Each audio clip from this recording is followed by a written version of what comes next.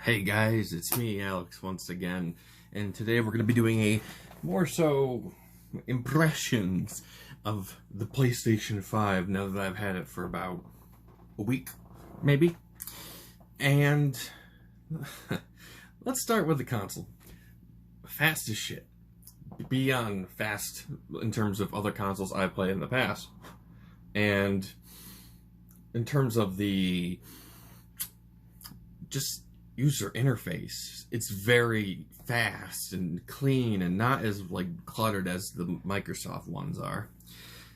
Because I hear the Xbox One is very similar in style with the Xbox Series X console. So I mean, whatever with that, but with the PS5 works perfectly.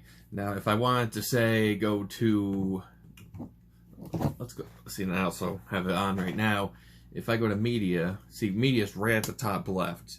That is so much better than what it used to be in terms of having to go to TV and video, that taking a while to load, and then when you're able to go in there and just watch YouTube or something like that, it just felt like it took so long. Although YouTube still has a few things they need to get right on the PS5, but it's not really that big of a deal.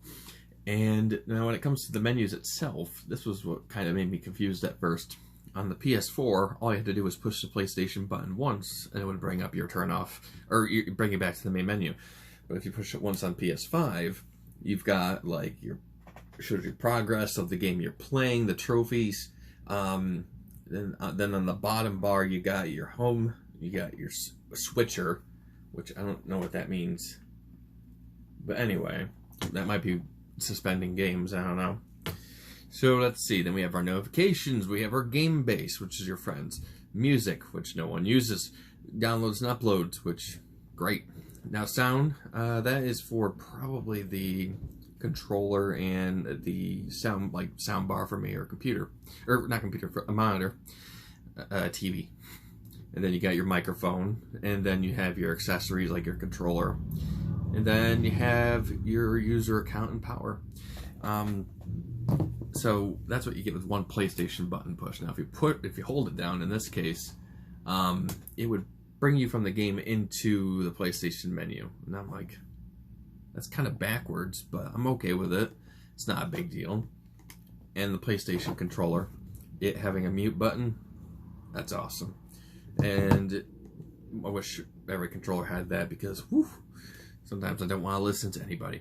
So, pretty cool so far with the console. One big issue I have is that it only has one USB port, and I was able to get I have my extender, sorry, that lets me have 4 USB ports, so that's nice. So let's go over the games real quick, which ones I played and what do I think of them. So the first one I played, but the first one we're going to be talking about is Spider-Man Miles Morales. Now, I got water on an old case for this, so mine doesn't come with the reversible artwork, unfortunately. So, yay. Now, I didn't play the remaster. I've only played Miles Morales, and I beat it. And graphically, it's insane. Like, it's so smooth, and the resolution is so high. It's insane. And with it running at 60 FPS, it's just so beautiful. And with the lack of loading times, like between fast traveling, it's even better. I'm not used to instant, loading, so that was a really cool feature. Combat's great, it's very smooth, and just the web swinging in general in this one especially feels really, really good. Especially with the adaptive triggers. It gets a little tougher to swing, but it loosens when you reach the top of your jump. It's actually really cool. Would I recommend this if you have a PS5? Yeah, even on PS4, yeah, get it. It's fun stuff. Next is one I didn't play, but more so Frankie, my man, got it for me because I didn't have a physical copy of this game. I only had a digital, and I was able to upgrade digitally to the PS5 version of this, but I did not have the PS5 exclusive DLC, and that is Final Fantasy VII Remake Intergrade. Now, this is the alternates box art on the front, because on the inside you have, behind the disc, you have your original artwork. Now, a lot of people probably prefer the OG artwork that comes with it, but, you know, I like the simplistic black look to it. It's pretty nice. So, in terms of a performance upgrade, this game is, like, so buttery smooth and so much better in terms of its details and, like, textures and pretty much everything, really.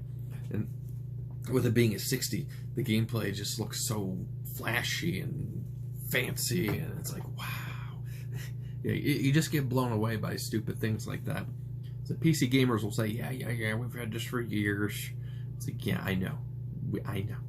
I played PC. I know. But for console gamers, this is great, having something like this, in terms of like performance anyway. Next is Elden Ring. Elden Ring is a pretty fucking hard game. That's, you know, hot take of the century here. But I love it.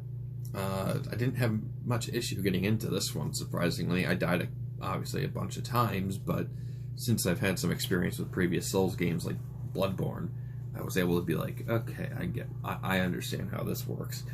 And with co-op multiplayer, it was even better. Like, holy crap. Like, it's actually fun to be able to run around the world and kill bosses. So you only can do one at a time before you have to resummon somebody. It's a little annoying to summon people in this, but it's fine. So the gameplay itself is good, but it's also very challenging.